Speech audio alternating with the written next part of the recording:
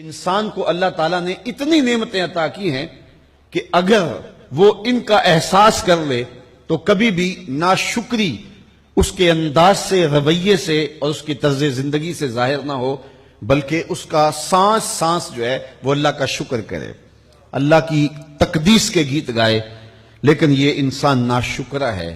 وَإِنَّهُ عَلَى ذَلِكَ لَشَهِيدٌ، اس پر اسے کوئی خارج سے گواہی کی ضرورت نہیں ہے، وہ خود اس پہ گواہ ہے۔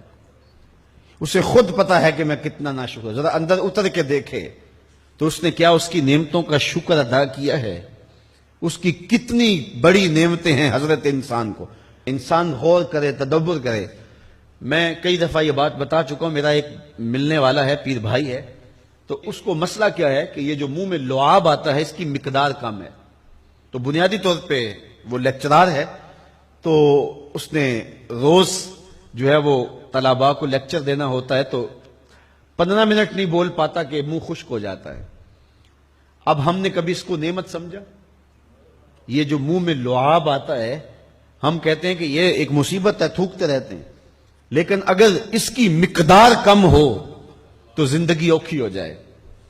یہ نظام انہضام پہ بھی اثر انداز ہوتا ہے، اور پھر اس کی بینائی بھی کمزور ہو گئی، ایک آنکھ کی بینائی تو بالکل ختم ہو گئی۔ مرض کیا ہے، مسئلہ کیا ہے؟ کون سی نعمت کم مل رہی ہے؟ پانی نہیں مل رہا، مل رہا ہے۔ آکسیجن نہیں مل رہی، مل رہی ہے۔ گردش خون جاری ہے۔ کمی کیا ہوئی؟ کبھی سوچا بھی نہیں ہم نے۔ لعاب کی مقدار ضرورت سے کم ہے تو زندگی مشکل ہو گئی۔ انسان یہ لعاب جس کی اہمیت تیری نظر میں کوئی نہیں، یہ کم ہو تو پھر زندگی عذاب بن جائے۔ تو اللہ نے جو تجھے نعمتیں دی ہیں اگر وہ نہ ہوں تو پھر بتا زندگی کیسے گزرے۔ تو انسان کو اتنی نعمتیں دی ہیں اللہ نے، اتنا کچھ عطا کیا ہے۔ اوناسس نامی دنیا کا امیر ترین شخص تھا، اس کی آنکھوں کے پپوٹے کام کرنا چھوڑ گئے۔ یہ آٹومیٹک سسٹم رب نے لگایا ہوا ہے، ادھر سے تنکا اڑا، ادھر آنکھ بند ہو گئی۔ اب ڈاکٹر سلوشن ٹیپ لگا کے اس کی آنکھ کھولتا تھا اور جب سوتا تھا تو ٹیپ لگا کے بند کر دیتا تھا۔ کسی نے اس سے پوچھا کہ زندگی کی سب سے بڑی آرزو؟ کہا کاش اپنی آنکھیں اپنی مرضی سے کھول سکوں۔ کہا اس کے لیے کوئی قیمت پیسے دینے پڑے تو کتنے دے گا؟ کہا ساری دولت لگا دوں گا۔ کبھی ہمیں یہ احساس ہوا؟ بہت سارے لوگوں کو آج پتا چلا ہوگا یہ بھی ایک سسٹم ہے، ایسا ہے، رب نے قدرتی لگایا ہوا ہے، اس پر کوئی بل ہی نہیں کبھی آیا۔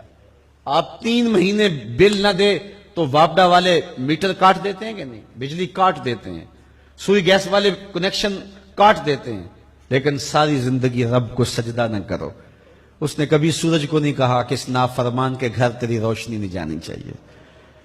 اس نے کبھی چاند کو نہیں کہا کہ تیری چاندنی اس کے آنگن میں نہیں جانی چاہیے۔ جس طرح با یزید کے گھر میں سورج کی کرنیں جاتی ہیں، اس نافرمان کے گھر میں بھی ایسے ہی جاتی ہیں۔ تو انسان کو اللہ نے بڑا کچھ دیا، لیکن یہ اس کے باوجود ناسپاس ہے، ناشکر گزار ہے۔ تو کہا اس کے لیے کوئی اس کو خارج سے دلیلیں نہیں چاہیے۔ انسان اگر اپنے پہ غور کرے تو انسان کے اندر ہی سب کچھ ہے۔ میں کہاں کھڑا ہوں مجھے پتا ہے، آپ کہاں کھڑے ہیں آپ کو پتا ہے۔ یہاں میں واز کر رہا ہوں، تلقین کر رہا ہوں، نصیحت کر رہا ہوں، آپ کی نظروں میں بہت اچھا ہوں گا۔ میں اچھا ہوں یا نہیں ہوں میں اچھی طرح جانتا ہوں۔ آپ میری نظروں میں بہت اچھے ہیں، آپ اچھے ہیں یا نہیں ہیں یہ آپ اپنے سے پوچھیں، آپ اچھی طرح جانتے ہیں۔ انسان اپنی حقیقت سے خود آگاہ ہے کہ وہ کس جگہ کھڑا ہے، وہ جانتا ہے۔ وَإِنَّهُ عَلَى ذَلِكَ لَشَهِيدٌ، اسے خارج سے کوئی دلیل نہیں چاہیے۔ آج وقت ہے اپنا رب سے جوڑ لیں۔ اس کی رحمتوں کے دروازے کھلے ہوئے، اس کی کرم نوازیوں کا می برس رہا ہے۔ یہ موسم نور ہے نا، ایک نیکی کرو 70 نیکیوں کا ثواب ملتا ہے۔ کرم نوازیوں کی برکھا برستی ہے۔ وہ ایک فقیر تھا، وہ بازار میں کھڑا رو رہا تھا۔ کسی نے رک کے پوچھا، کہا بابا کیوں رو رہے ہو، کیا ہوا ہے تمہیں؟ کسی نے مارا ہے، تنگ کیا ہے، بھوک کی شدت ہے، کیا ماجرا ہے؟ کہا نہ بابا یہ میرے مسئلے نہیں ہیں۔ کہا پھر کیوں کھڑے ہو؟ وہ مجذوب تھا، کہنے لگا میرا پروگرام بنا کے بندوں کی اور رب کی صلح کروا دوں۔ تو کہا پھر کیا ہوا؟ کہا وہ تو مانتے ہیں یہ نہیں مانتے۔